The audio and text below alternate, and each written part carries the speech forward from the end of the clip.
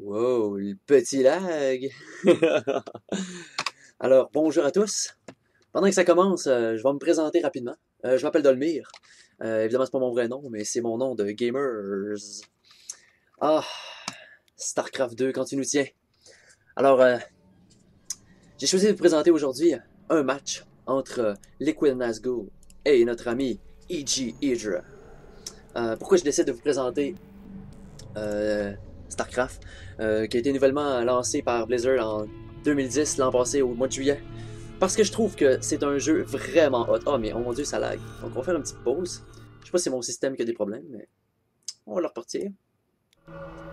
Parce qu'évidemment, je veux pas que ça lag pendant que vous le voyez, parce que c'est tellement plus plaisant quand tout fonctionne comme il faut. Donc, voilà. Je présente les matchs de StarCraft 2 simplement parce que c'est un jeu qui est tellement à un haut niveau de compétition. C'est tellement intéressant de regarder les matchs entre les pro gamers qui souvent font des tournois, donc jouent pour gagner de l'argent. Et évidemment, quand tu gagnes des tournois, tu peux gagner des sponsors, tu peux rentrer dans une team. Donc, entrer dans une équipe où tu as la possibilité de pratiquer avec des joueurs qui sont vraiment, vraiment forts, qui peuvent t'augmenter, qui peuvent t'aider à augmenter, c'est-à-dire ton niveau de jeu. Donc, c'est vraiment super intéressant. Je sais pas si plusieurs d'entre vous écoutent le hockey à la télévision ou le baseball ou n'importe quel sport, mais on regarde ces athlètes-là jouer, puis on fait waouh, quelle endurance physique, ils jouent pendant des heures, ils sont tellement bons. Moi, j'aime j'aime les comparer à des sportifs parce que ils mettent tellement de pratique dans tout ce qu'ils font. Ils investissent beaucoup de temps, ils travaillent très fort pour devenir très bons à ces jeux-là. Ces jeux-là qui demandent un niveau de skills quand même assez incroyable. Je vous invite à regarder dans le coin ici de l'écran. Vous voyez Current et Average ici.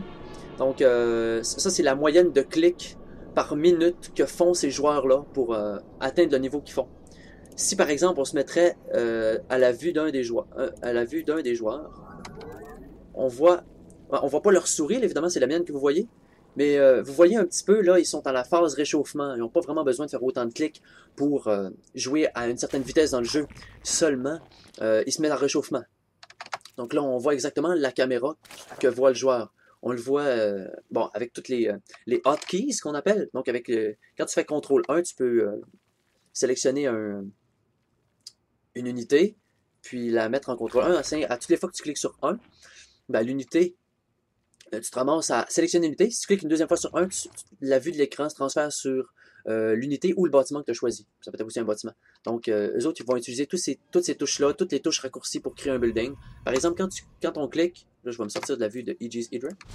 Quand on fait un clic sur un bâtiment et qu'on veut sélectionner une unité, eux autres, au lieu de, par exemple, pour les Zerg, quand tu cliques sur le hatchery, tu peux sélectionner les larves en allant cliquer sur Select Larva et tu peux construire un drone en, en appuyant sur drone, sur le drone. Seulement, eux autres, ils vont à la place mettre leur unité dans le 4 ici, par exemple. Donc, il va cliquer sur 4, il va appuyer sur S, il va appuyer sur D ensuite, puis ça va faire un drone. Donc, ils vont utiliser vraiment les raccourcis. Ils vont vraiment jouer le plus rapidement possible.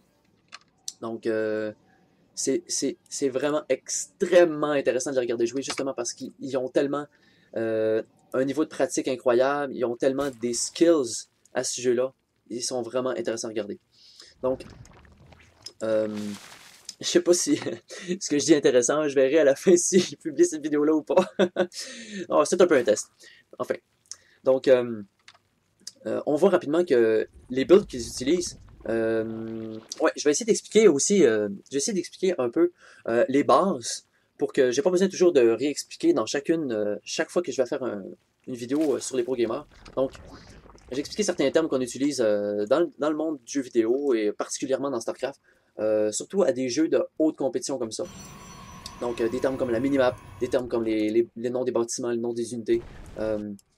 Donc, par exemple, si je commencerai avec les unités ici qu'on voit, parce que présentement, il y a de l'action un petit peu.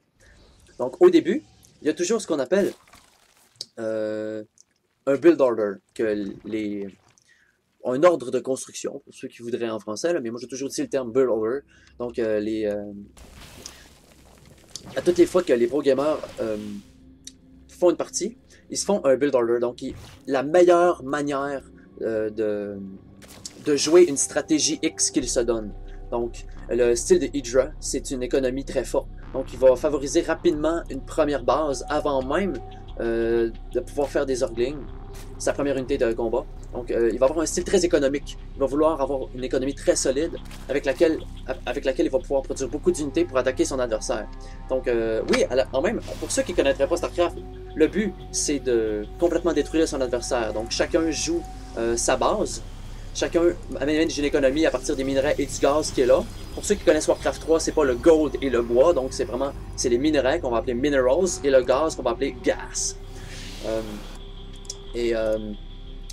Avec ces ressources-là, si je sélectionne une hatchery par exemple et une larve, on va pouvoir fabriquer toutes sortes d'unités.